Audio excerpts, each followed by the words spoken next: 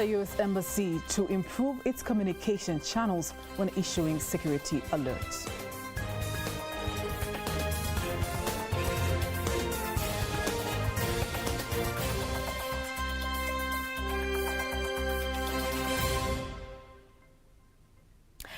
Good evening, I am Faida Ngaga. You can also follow us live via our YouTube channel, TBC Online. Also, get all the latest news through our Instagram, Facebook, and Twitter pages at TBC Online. Prime Minister Kassim Majaliwa says the government is in the process of preparing a national digital economy strategy that will ensure Tanzania benefits from the digital economy. Here's a report by Henry Mabumo, read by Lulua Mohammed. Speaking at the 5th annual meeting of women leaders, which goes hand in hand with the 8th graduation of women leaders, Prime Minister Kassim Majaliwa reassures the Tanzanians that the government recognizes the challenges facing women in participating in digital economy.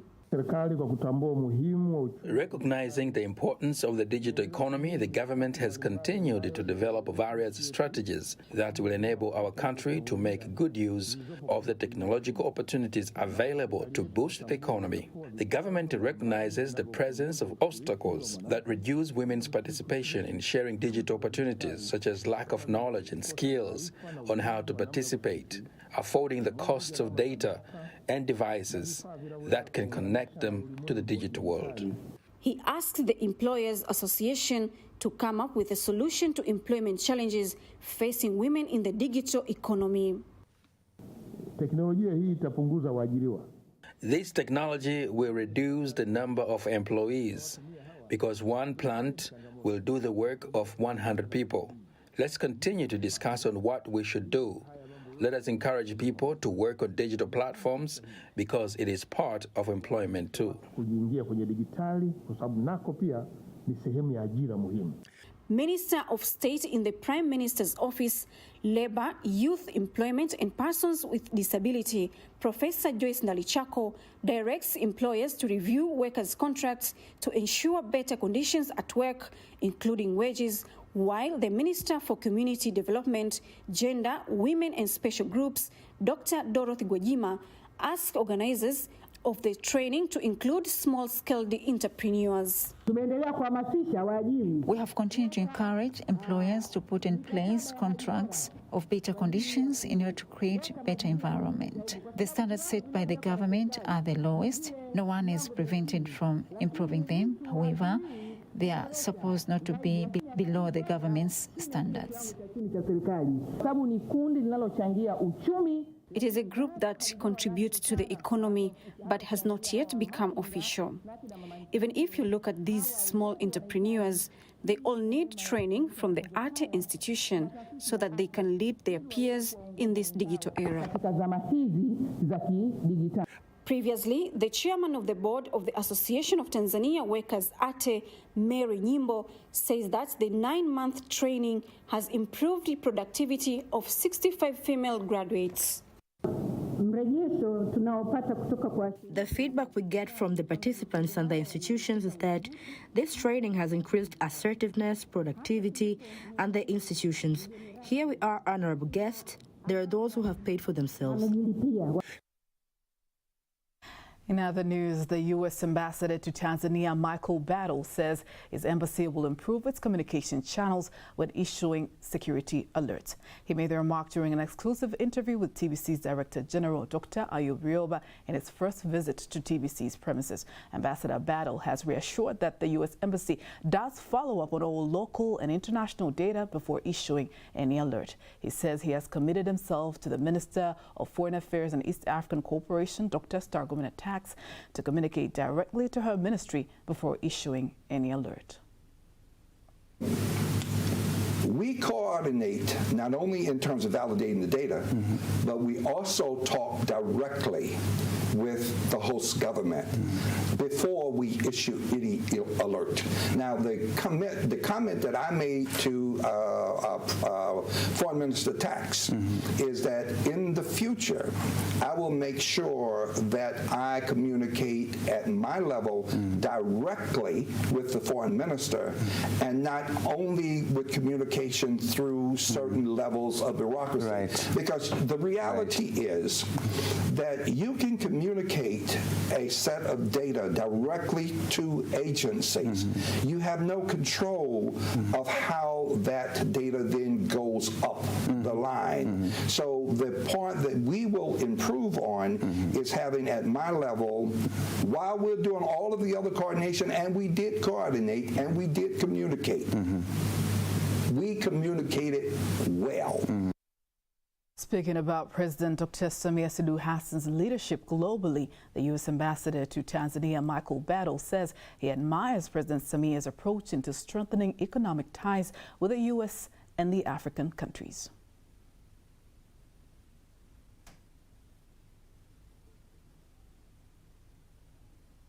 To the U.S.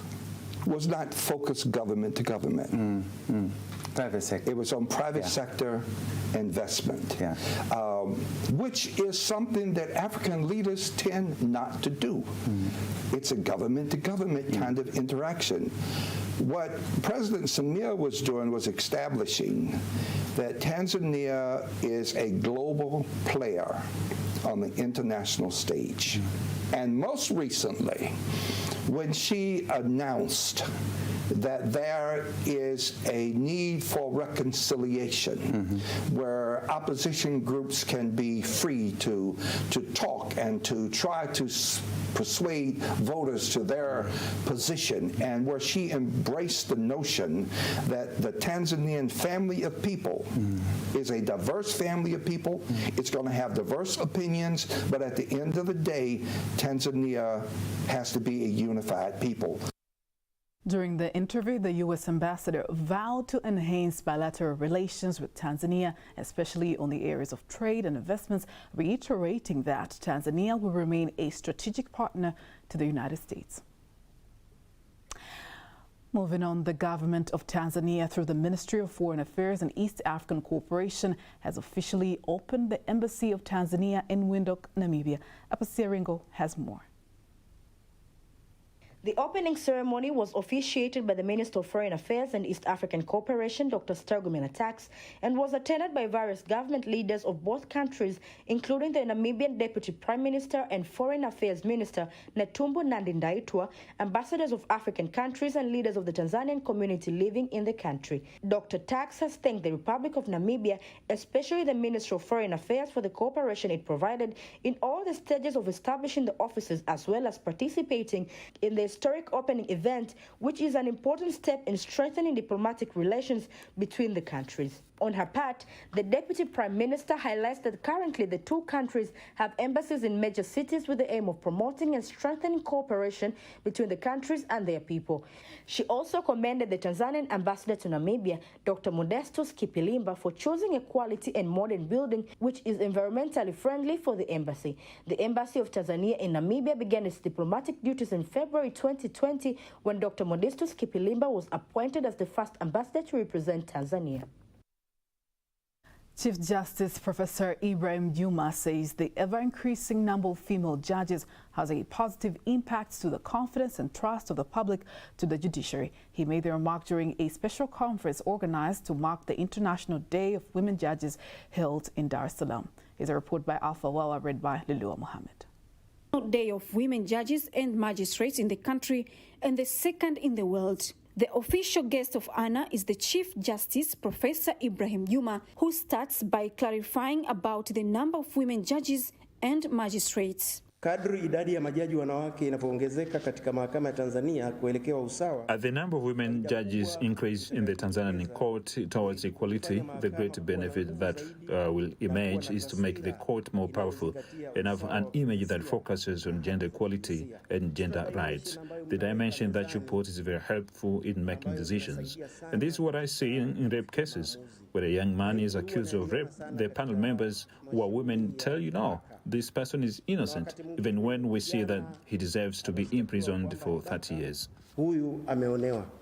The chairman of the Tanzania Women Judges Association, Tauja, Sahel Barke, says the number of women judges in the Court of Appeal is 38%, while the judge of the Court of Appeal, Winfrida Koroso, says it is imperative for the world to recognize the contribution of women judges and magistrates. The Tanzania mainland's women judges at the appellate court are approximately 38%, that is 10 women and 16 men. The Supreme Court is 36%, that is 35 women and 62 men. The judges in charge are 33%, that is 8 women and 16 men. These are part and parcel in achieving the journey we have in ensuring that the society maintains fairness and equality. Let's have a look at other stories. The Tanzania Ports Authority Director of Finance and Planning, Dr. Boniface Nobeji, says that the improvements that have been made at all ports in the country aim at improving the cargo transportation, including the port of Dar es Salaam and Tanga. Bertha Mwambela from Tanga has more details. Member of Ugandan Parliament Committee come to see readiness and the capacity of Tanga Port for Save Ikopo projecting. Not all the cargo will come here because some we are going to other districts where the pipe will pass via. So others will be handled via the Dar es Salaam port and the others will be here. But we want them to be handled here, not Mombasa. That should be clear. Mama Kuyu Ignatius Simudimi, Deputy Chairperson, Budget Committee Member, Finance Planning and Economy Development Committee, asked that. Do you have capacity to handle all that here? Oil. Yeah, when oil comes, when ECOP is done, there will be many activities taking place simultaneously. You have capacity to handle that. Dr. Boniface Nobeji explains the situation of cargo transport that have grown even before the improvements of the port. Even before construction, we have been handling go from Zambia, copper. Here. Railway transport and cargo from the port of Tanga to Lake Victoria. Cost of transportation on rail and water is much cheaper. For example, the rail from the rail to Lake Victoria. And we just calculate, we sit down and agree. Tanga. Wanamvua Mrendoko says the Katavi mining business community, which is that the mine is a major as royalties since its It is a mining company that uses a unique technology to filter concentrate of 22 types, and income has increased, so the circulation heavy region.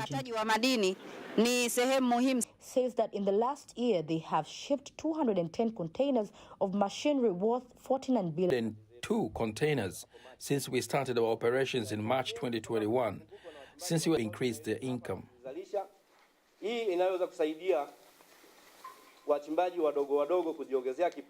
On the other hand, the leader of the small-scale miners, William Bogo, and the director of Unsimbo Council, Muhammad Ramadhani, says that the company has made tax payments accumulated to 71 million shillings.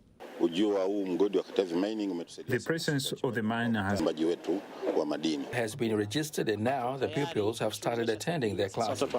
The concentrate described as a sign of growth of the port by Lidua Mohammed.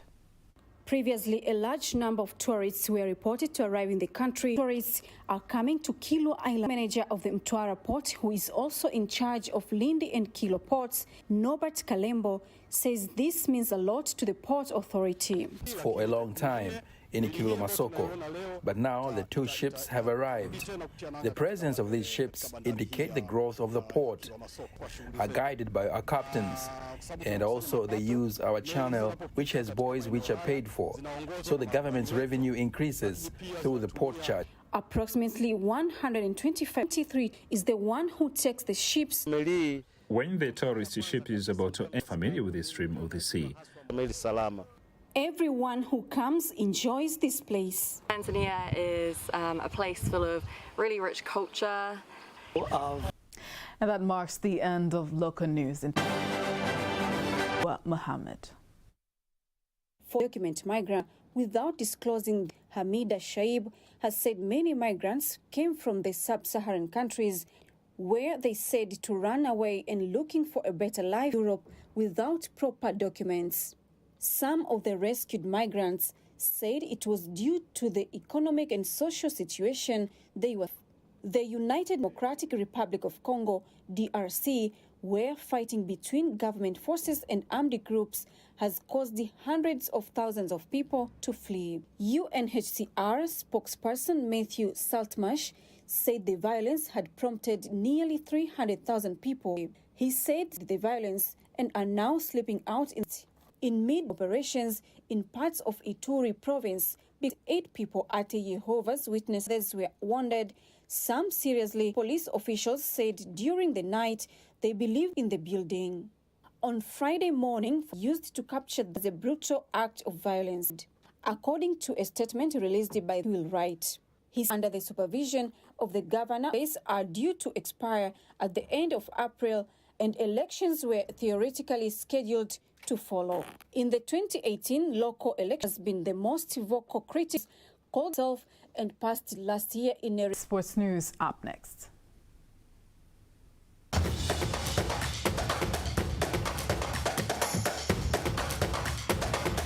The chairman of Tanzania National Sports Council, BMT, Led Gatenga, says he insists that investment in sports, in other sports, responsibility plays, especially in those games which are not recognized.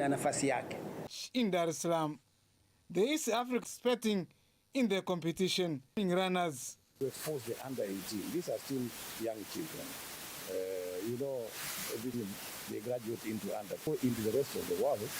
They can compete fairly, they can compete confidently. This is my first time to do track in our South Sudan. But I know we'll be able to beat and bring the gold medal. Young athletics from East African countries are competing. And on that note, we're...